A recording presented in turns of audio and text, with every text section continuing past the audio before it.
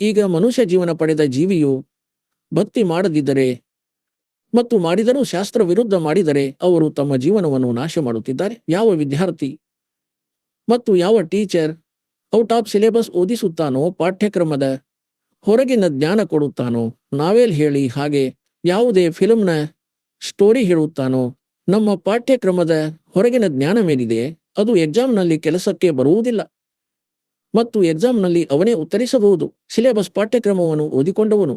ಹಾಗಾದರೆ ನಮ್ಮ ಪಾಠ್ಯಕ್ರಮದಲ್ಲಿ 4 ವೇದಗಳು, 18 ಪುರಾಣಗಳು ಮತ್ತು ಶ್ರೀಮದ್ ಭಗವದ್ಗೀತೆ, ಕುರಾನ್ ಮತ್ತು ಬೈಬಲ್.